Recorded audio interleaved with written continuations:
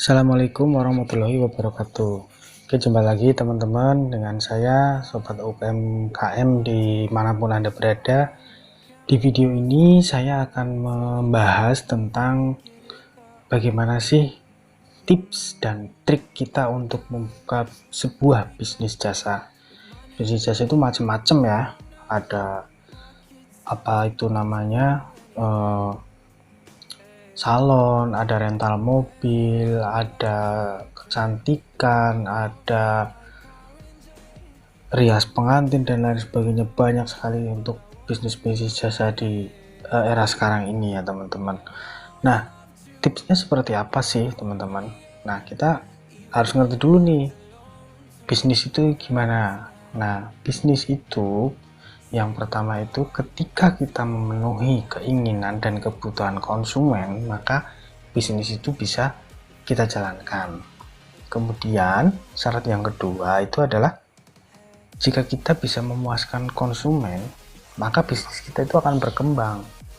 Itu teman-teman. Jadi dari dua hal, yaitu keinginan, kebutuhan dan juga kepuasan konsumen, itu akan mengembangkan bisnis kita. Nah, ketika bisnis atau organisasi kita itu berkembang, maka bisnis kita itu menjadi bisnis yang continuity, terus menerus. Nah, gitu teman-teman. Jadi ketika kita bekerja di sebuah perusahaan, itu tentunya jabatan kita nggak bisa dong kita turunkan ke keturunan kita, ke anak cucu kita. Namun ketika kita membangun sebuah bisnis yang continuity, itu bisa kita turunkan ke anak cucu kita gitu teman-teman ya. Jadi itulah pentingnya kenapa keinginan, kemudian kebutuhan konsumen, kemudian kepuasan pelanggan itu tetap harus kita jaga. Nah, kemudian langkahnya seperti apa sih untuk membuka dari awal? Yang pertama itu adalah konsep bisnis. Konsep bisnisnya harus jelas. Ketika teman-teman belum memiliki gambaran apa sih yang mau kita buka, bisnis apa yang kita buka, teman-teman harus mengetahui konsepnya harus seperti apa, bisnisnya harus apa. Kemudian ketika teman-teman udah memiliki konsepnya, oh saya ingin nih bikin usaha salon kecantikan misalnya seperti itu juga harus ngerti bagaimana bisnis itu kita nanti akan bangun, bagaimana kita akan memuaskan pelanggan nantinya, bagaimana tentang keuangannya, bagaimana tentang promosinya, seperti apa. Nah, konsep ini tuh harus jelas teman-teman ya. Kemudian yang selanjutnya itu adalah target konsumen. Target konsumen itu menjadi sangat penting teman-teman. Karena apa? Karena dengan kita mengetahui target konsumen, kita akan tahu bagaimana kita bisa memuaskan konsumen tersebut. Gendernya, mau pria, mau wanita, ataupun usianya, di rentan berapa usianya, di bawah 20 tahun, atau di atas 20 tahun, atau di atas 30 atau 40. Itu harus kita petakan dari awal. Kalau enggak, maka kita akan sulit untuk menentukan bagaimana cara untuk memuaskan pelanggan. Nah, yang ketiga ini adalah kepuasan konsumen. Ini menjadi hal yang utama ini teman-teman ya. Kuncinya ini di sini. Bisnis apapun, nggak cuma hanya bisnis jasa sebenarnya, itu kepuasan konsumen adalah hal yang paling utama. Ketika kita menjual produk, dari sisi packagingnya, kemudian kualitas produknya, itu juga harus bisa memuaskan. Ketika kita menjual jasa, bagaimana kita memuaskan konsumen, tips dan triknya itu juga harus kita ketahui dari awal. Ketika kita membangun sebuah salon kecantikan,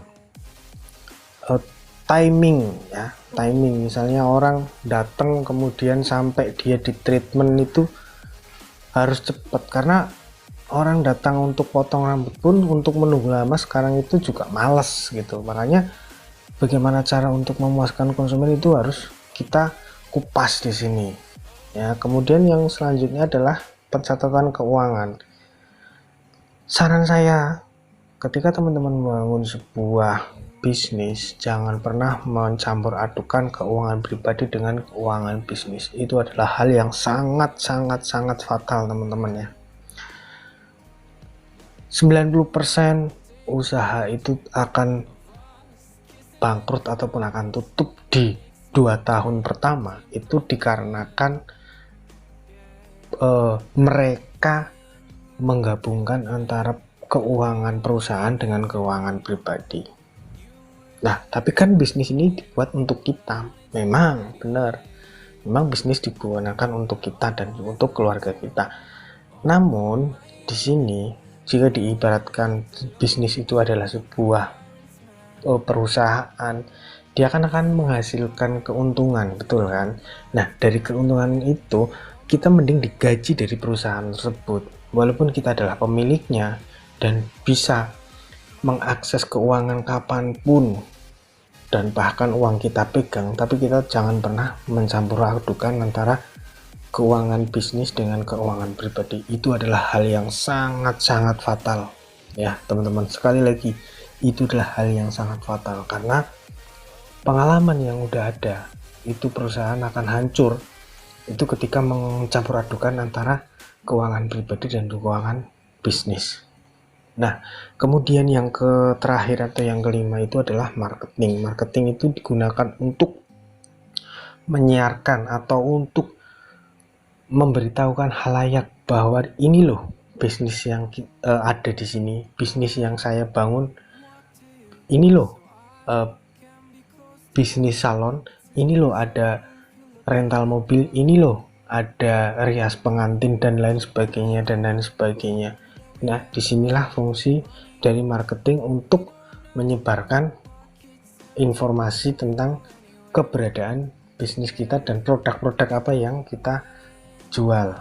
Nah, kemudian yang selanjutnya adalah persiapan. Persiapannya terus seperti apa sih untuk membangun sebuah bisnis dari awal? Yang pertama adalah peningkatan skill. Jadi jangan sampai ketika kita membuat bisnis rental mobil, kita merekrut seorang driver ternyata cara dia menyetirnya itu nggak bener, anjut-anjutan gitu.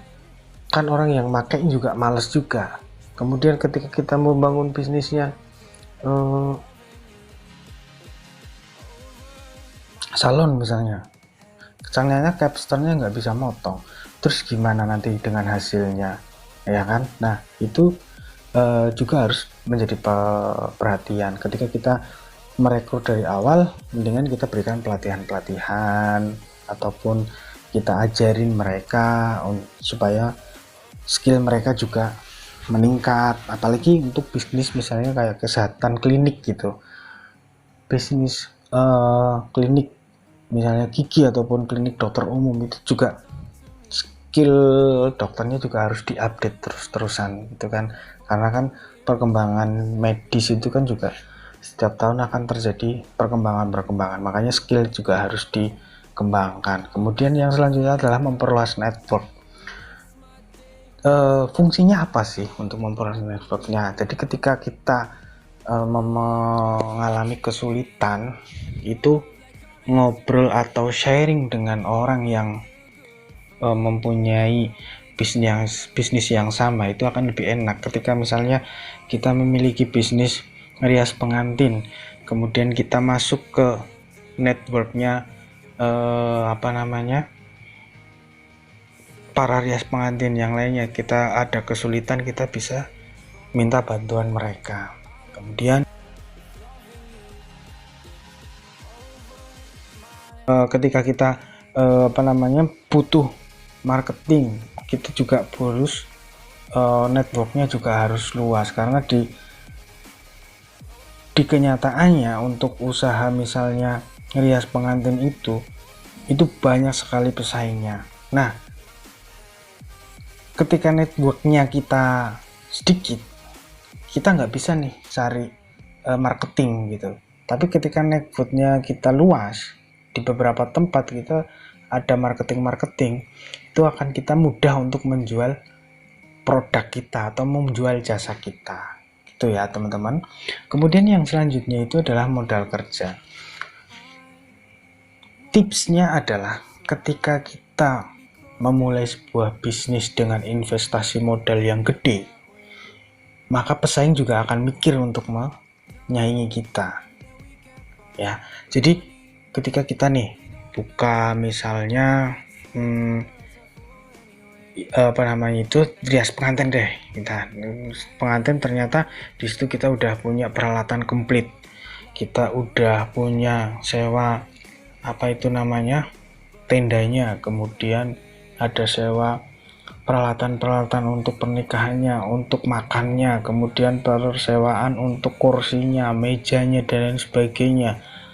Ketika orang ingin menyaingi kita, mereka mikir dong, oh mereka udah punya semuanya nih, gimana dong saya menyaingi dia? Kan nggak mungkin. Nah, terus gimana kalau misalnya modal kita sedikit? Nah, kita ada tips yang keempat, yaitu adalah kolaborasi. Kolaborasi itu seperti ini teman-teman, tidak melulu kita harus membeli semuanya, ya kan. Misalnya apa namanya untuk usaha rental mobil, kita hanya ada 3 unit misalnya. Nah, tadi kan kita bahas tentang network. Nah, di situ kan kita punya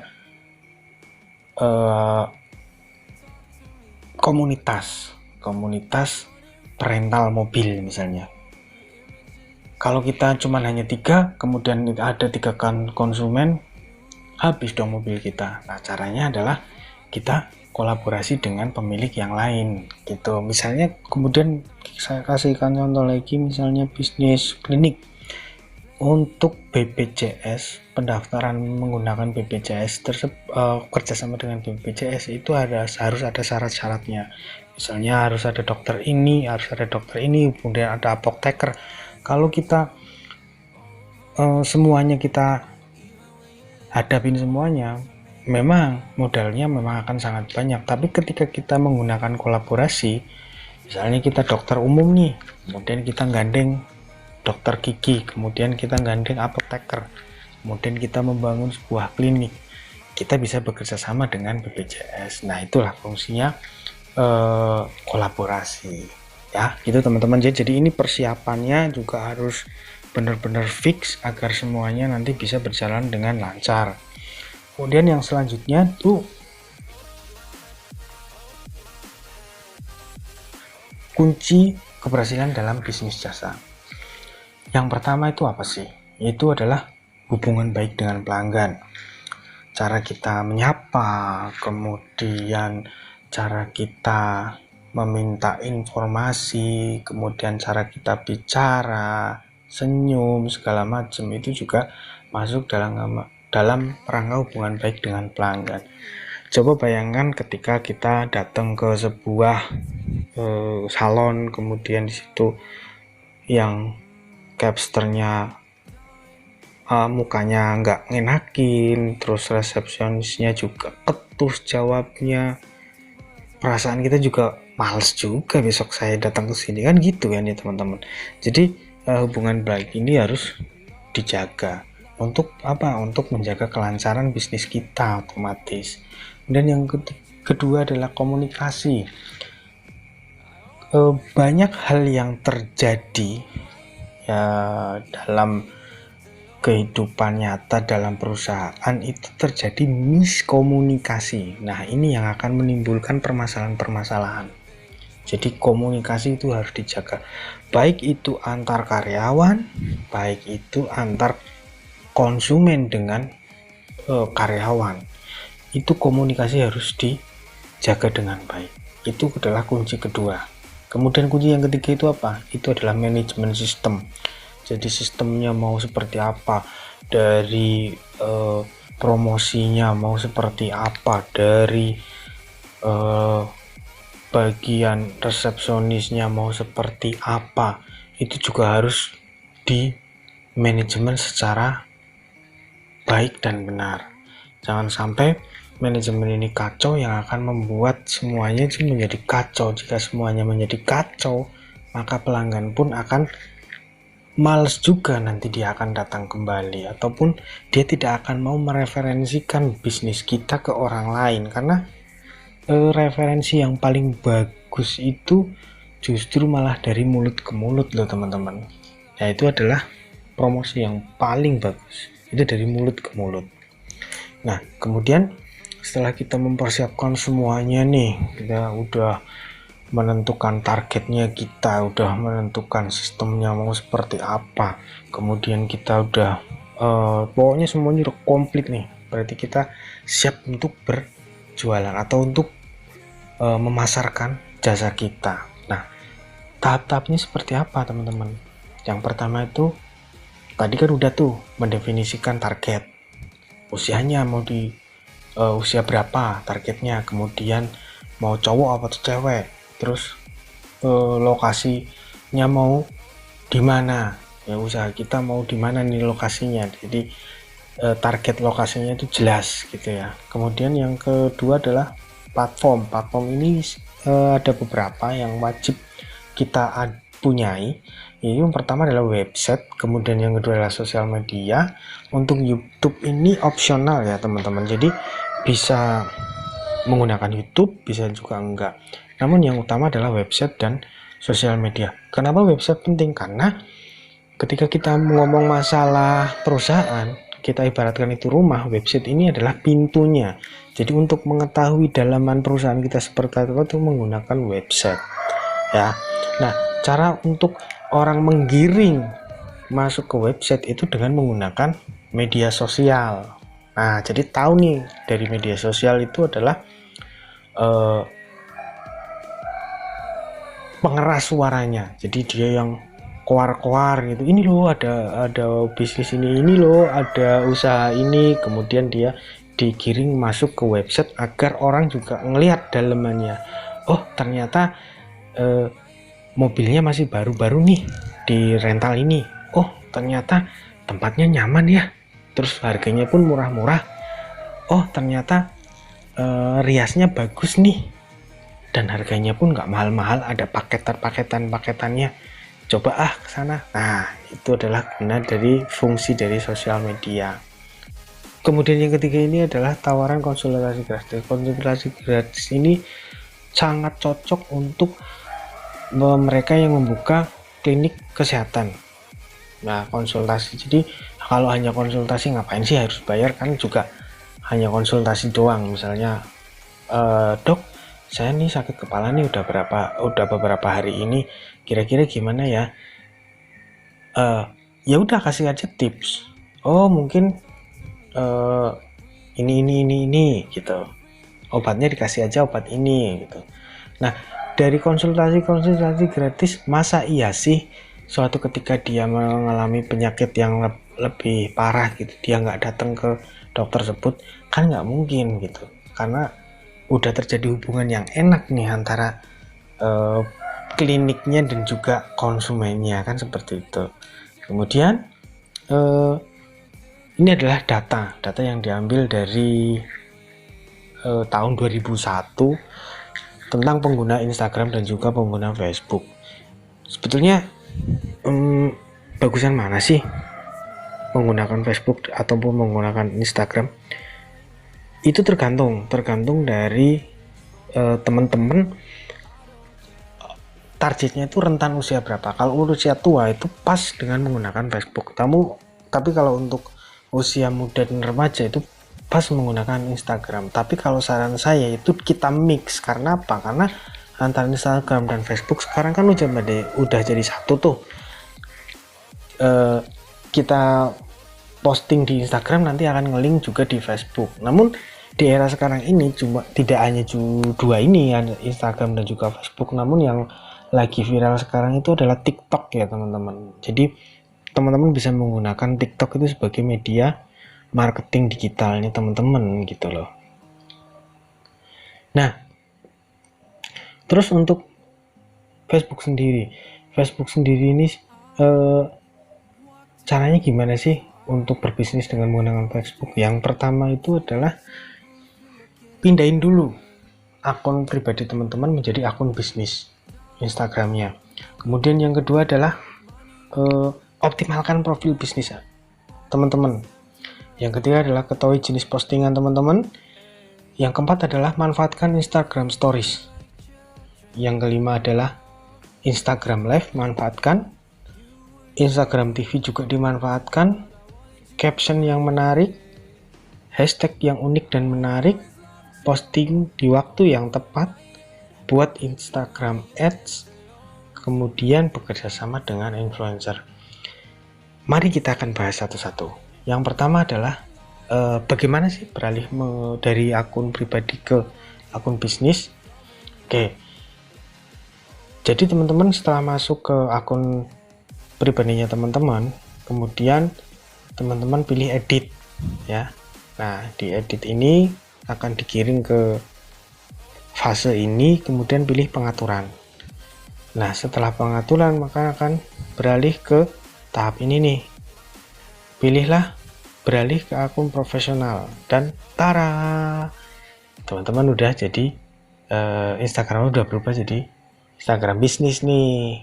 Nah, kemudian yang selanjutnya adalah mengoptimalkan Instagram bisnis teman-teman. Yang harus dioptimalkan itu yang apa?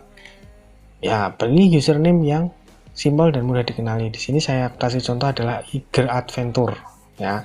Iger Adventure. Jadi orang mudah dikenali, yaitu nama perusahaan teman-teman. Itu ditulis di situ. Kemudian yang selanjutnya adalah gunakan foto profil brand teman-teman. Nah, yang ketiga adalah tulis bio menarik yang inovatif. Eiger Tropical Adventure, perusahaan penjual perlengkapan olahraga dan outdoor. Eiger official Instagram account, bla bla bla bla bla. Itu adalah biografi untuk perusahaan teman-teman. Nah, kemudian masukkan CTA. CTA itu apa? Call to action. Call to actionnya punyanya Eiger Adventure ini yang mana? Ini yang Linktree _Eiger Adventure. Itu menggunakan Linktree. Bisa juga menggunakan alamat website masuk ke sini, ataupun WA masuk ke sini, itu bisa. Jadi ketika orang-orang ingin berinteraksi dengan teman-teman, bisa menggunakan pesan ke DM ataupun masuk ke website ataupun langsung ke WA pribadi teman-teman. Nah, itu untuk memaksimalkan akun Instagram bisnis teman-teman. Nah, kemudian yang selanjutnya adalah menggunakan feed yang gambar-gambar yang menarik. Dari cara untuk memfotonya, jadi nggak asal-asalan gitu ya teman-teman. Kalau asal-asalan kan juga nggak enak dilihat kan, ya kan. Nah, yang berbeda di sini adalah untuk bisnis kesehatan. Bisnis kesehatan itu kalau nggak salah itu nggak boleh menggunakan hard selling, ya, harus menggunakan edukasi. Jadi misalnya teman-teman membuka klinik gigi, itu sering-seringlah posting cara merawat gigi, cara memutihkan gigi, cara menghilangkan bau mulut. Nah, itu. Kemudian ketika teman-teman membangun klinik kesehatan dokter umum, cara hidup sehat, cara ini, cara itu, dan lain sebagainya. Caranya adalah seperti itu yang diposting, bukan ketika nyuntik pasien ataupun ini loh saya buka. Kalau teman-teman lagi sakit kepala, silahkan datang ke saya, dokter ini. Itu nggak boleh. Kalau di kesehatan nggak bisa seperti itu. Tapi untuk bisnis yang lainnya silakan. Nah, yang selanjutnya itu adalah memanfaatkan stories Instagram. Ketika teman-teman sering memasang stories di Instagram, maka posisi perusahaan teman-teman itu akan selalu ada di sebelah kiri. Misalnya ini saya contohkan itu adalah Jakul Kudus. Ketika teman-teman setiap 1 jam mungkin atau setiap setengah jam memasang stories di Instagram, dia akan berada selalu di sebelah kiri. Ketika nanti ada stories yang lainnya masuk, teman-teman akan geser ke kanan ya. Jadi ketika teman-teman membuka Instagram, yang paling dilihat pertama itu, yang menarik perhatian mata itu adalah yang paling kiri, dekat dengan di sebelah kiri. Maka follower akan mengetahui, oh ini loh ada rental mobil, oh ini loh ada salon kecantikan, oh ini loh ada rias pengantin, dan lain sebagainya. Nah, kemudian tipsnya seperti apa sih memasang stories di Instagram? Tips yang pertama itu adalah dia akan tersimpan di memori telepon, jadi bisa digunakan terus menerus agar posisi storage kita selalu di sebelah kiri. Kemudian yang kedua adalah gunakanlah filter agar menarik, filter dan juga stiker agar storage kita juga menarik, enak dilihat gitu ya. Kemudian yang selanjutnya adalah storage bisa dibuat kapanpun yang kita inginkan, sesering mungkin, 5 menit sekali nggak masalah, mau setengah jam sekali nggak apa-apa, yang penting jangan sehari-sekali. Kalau sehari sekali nanti ketika yang lainnya membuat storage juga nanti akan bergeser ke kanan, akhirnya hilang. Nah kan sayang, makanya setiap 1 jam atau 2 jam sekali pasang deh itu storage agar selalu sebelah kiri, jadi orang tuh selalu tahu gitu. Nah kemudian yang selanjutnya adalah jumlah storage yang dibuat tidak terbatas, bebas, silahkan sesering mungkin, sebanyak mungkin, nggak apa-apa. Nah kalau kita mau jualan di Instagram, otomatis kita juga dong butuh yang namanya followers. Kalau follower kita kosong, kemudian kita sering masang stories, sering masang konten, buat apa? Siapa yang mau lihat? Ya kan? Nah, untuk mendapatkan followers ini, jangan pernah sekali-kali beli followers, karena itu adalah fiktif. Ya, itu adalah fiktif. Sekali lagi, itu adalah fiktif. Jadi jangan pernah membeli followers untuk kebutuhan bisnis. Kalau yang lainnya silahkan, tapi untuk bisnis jangan pernah, karena yang kita butuhkan adalah orang real atau akun real ya, agar mereka tahu bisnis kita. Nah yang pertama adalah ketika kita akan berjualan itu, konten yang akan mau kita gunakan untuk promosi itu kan di sebelah tombol kanan bawah itu ada tulisan promosi, ya, promosikan. Itu tinggal diklik aja, kemudian akan masuk ke step selanjutnya. Itu kita diminta untuk memilih target kita apa, atau kunjungan profil kah, atau kunjungan situs web kita kah, atau yang lainnya, pesan lainnya itu bisa DM, bisa kasih nomor WA, kemudian mereka akan mengechat ke WA kita. Nah, saya kasih contoh di sini, ketika kita ingin menaikkan traffic situs web kita, itu maka kita akan klik aja di web, kemudian masukkan linknya, link web kita itu dimasukkan. Nah, step selanjutnya yaitu adalah menentukan target pemirsa. Targetnya siapa aja nih, mau laki-laki, mau perempuan, atau laki-laki dan perempuan, mau usia berapa, usia di atas 15 tahun, di bawah 50 tahun, atau yang lain sebagainya. Silahkan teman-teman edit di sini. Kemudian pemirsanya mau di daerah mana, di kabupaten mana.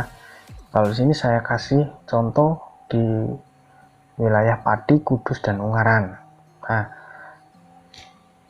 terus anggaran.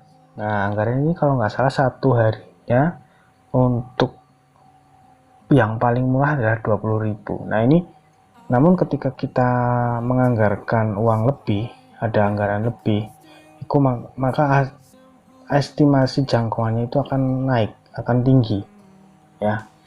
Nah, ketika kita menggunakan anggaran yang kecil, jadinya seperti ini. Nah, itu estimasi jangkauannya akan kecil juga. Itu dengan durasi anggaran 20.000, durasi 6 hari. Kemudian ketika kita menggunakan anggaran 20.000 1 hari seperti apa?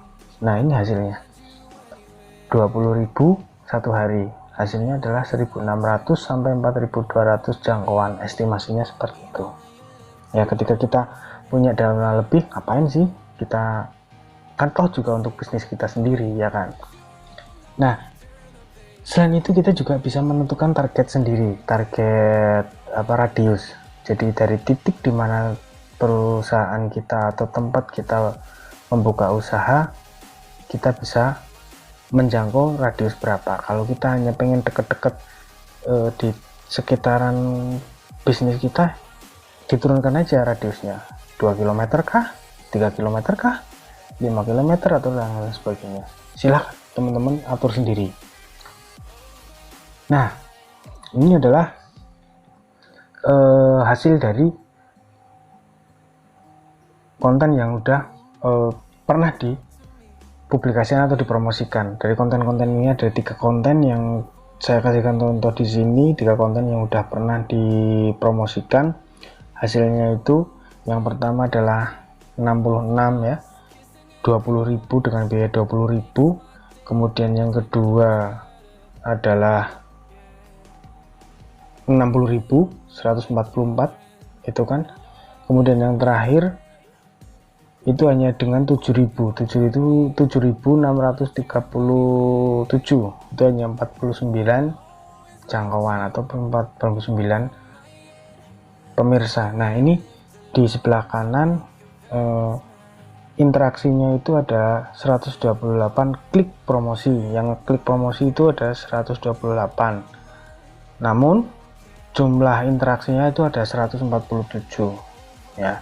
Kemudian di bagian paling bawah itu ada tulisan penemuan itu kan ya. Nah, di penemuan itu 98% tidak mengikuti Anda. Nah, ini pengaruh dari mana? Ini sebenarnya pengaruh dari cara kita mempromosikan. Jadi ketika teman-teman pengen konten kita itu menarik, itu kita harus belajar apa sih yang namanya copywriting. Nah, itu penting tuh teman-teman. Nah, bagi teman-teman yang pengen tahu lebih dalam tentang copywriting, oke, nanti di video selanjutnya akan saya bahas lebih mendetail. Kemudian ketika insight-nya masuk ke sampingnya, itu akan ada jenis kelamin, yang interaksi berapa laki-lakinya, yang perempuan berapa. Nah, kemudian rentang usianya di sini karena ini adalah produk minuman kekinian, maka rentang usia yang paling tinggi itu di sini sampai 53% itu adalah usia antara 18 sampai 24 tahun. Jadi wajar ya, karena ini adalah minuman kekinian, orang-orang tua nggak suka gitu kan. Nah, ini dia teman-teman, ketika teman-teman menginvestasikan dana yang lebih untuk promosi, maka jangkauannya juga akan lebih jauh, lebih gede. Itu di situ tertulis 31 Juli sampai 6 Agustus. Jangkauannya adalah 2.621.380 orang. Nah, bayangkan tuh. Itu hanya dengan 100.000 untuk 7 hari. Bukan, satu harinya itu 100.000. Berarti kalau 7 hari 700.000. Itu jangkauannya seperti itu. Nah, ditambah lagi kalau teman-teman kita menerapkan strategi copywriting, itu akan lebih menarik lagi, menarik konsumen maksud saya ya. Nah, ini adalah waktu yang terbaik untuk memasang postingan Instagram. Ini ada 2 teman-teman. Yang pertama itu di hari Rabu pukul 11 dan Jumat pukul 10 sampai 11 siang. Nah, sedangkan yang kedua itu adalah berdasarkan call schedule. Waktu yang terbaik posting adalah jam 8 sampai jam 9 pagi, kemudian jam 2 setiap harinya. Biasanya jam 2 itu adalah waktu istirahat. Kalau jam 8 itu kan setelah ibu-ibu mengantar anaknya sekolah gitu kan. Kemudian mereka pada ngerumpi gitu, gibah gitu. Itu antara jam 8 sampai jam 12, kemudian jam 8 sampai jam 9, kemudian jam 1 para ibu-ibu setelah memasak kemudian menjemput anaknya. Pukul 2 nya ini gibah lagi nih, makanya bagus nih untuk postingan gitu ya. Itu mungkin mikirnya seperti itu, tapi ya masuk akal juga sih. Nah, kemudian setelah semuanya dilampaui, kemudian banyak pelanggan, yang paling utama itu adalah cara meningkatkan repeat order atau meningkatkan orang yang datang kembali untuk memakai jasa kita. Yang pertama itu adalah menggunakan database. Database ini menjadi sangat penting ketika kita akan memberikan stimulus-stimulus, misalnya kayak kita akan memberikan ucapan selamat ulang tahun. Itu dapatnya dari mana? Ya dari database. Jadi orang yang datang kemudian ditanyai nama, nomor telepon, alamat, kemudian foto KTP misalnya, seperti itu. Dari situ data itu akan rekap semua kan. Nah kemudian kita bagi lagi yang mendekati ulang tahun siapa nih gitu, kita persiapkan untuk ucapannya, ataupun kita bisa gunakan untuk promo-promo, misalnya yang lahir di tanggal 17 Agustus misalnya akan mendapatkan promo potongan 50%. Nah, misal itu kan, nggak masalah, itu seperti itu. Kemudian yang untuk database misalnya rental mobil, sekarang pesan mendapatkan potongan 30% untuk besok hari Sabtu dan Minggu. Nah, biasanya Sabtu Minggu itu kan untuk waktu-waktu yang banyak sekali orang yang ini ya, orang yang nyewa mobil. Jadi dia pesan sekarang dapat potongan 30%. Nah itu caranya gimana? Berarti kan harus ada database. Kemudian yang selanjutnya adalah bagaimana kita membangun komunitas. Komunitas apa? Komunitas antar customer dong tentunya ya kan. Jadi customer yang tadi udah di database itu kita bangun komunitasnya. Misalnya kita selalu kasih konten-konten yang menarik misalnya, kemudian dikirimin gift ataupun tips-tips tertentu gitu. Kita bangun komunitas di situ. Kemudian yang selanjutnya adalah insentif. Nah, insentif ini berhubungan dengan para pegawai kita ya. Dari misalnya kita buka udah 3 bulan pertama nih, untuk salon kita mendapatkan 1 bulannya 100 customer, berarti 3 bulan itu 300. Nah kita sebagai pemilik usaha ngomong nih sama mereka, teman-teman, besok 3 bulan ke depan ketika target kita mencapai 450 orang, kita semua piknik. Nah, ataupun nanti teman-teman akan dapat bonus ini, ataupun nanti teman-teman akan mendapatkan motor gitu. Bisa seperti itu, nggak masalah. Itu untuk insentif, itu untuk menaikkan semangat ya, semangat karyawan kita juga untuk bisa mau membesarkan ataupun ikut mempromosikan jasa kita. Yang selanjutnya adalah service. Nah service ini adalah cara kita untuk memuaskan konsumen. Nah, service ini adalah cara kita untuk memuaskan konsumen. Bisnis apapun, ketika servisnya bagus, pasti orang akan balik lagi. Apalagi bisnis jasa. Orang yang udah merasa wah ini nih, servisnya bagus nih di salon ini. Oh ini nih, rental mobil servisnya bagus nih. Oh ini nih, rias pengantinnya bagus nih. Udah murah, riasannya bagus, orangnya ramah, dekorasinya juga menarik, servisnya bagus. Dia akan mempromosikan bisnis kita ke orang lain, itu pasti. Jadi promosi yang paling efektif, promosi yang paling bagus itu adalah promosi dari mulut ke mulut. Karena kecenderungan orang, dia akan minta pertimbangan orang lain untuk menentukan sesuatu. Nah ketika dia akan mengambil keputusan, aku pengen potong di mana ya, itu pasti akan nanya ke orang atau teman. Nah itu adalah saat yang tepat untuk mempromosikan. Oh di sana tuh bagus tuh, oh di sana tuh riasannya bagus tuh. Nah gitu ya teman-teman. Nah itulah teman-teman video yang saya buat kali ini. Jika teman-teman merasa video ini bermanfaat, saya minta tidak usah subscribe ataupun like video ini. Teman-teman cukup doakan saya agar selalu diberikan kesehatan, agar dimaafkan segala kesalahan saya dan keluarga saya. Itu aja teman-teman. Akhir kata, wassalamualaikum warahmatullahi wabarakatuh.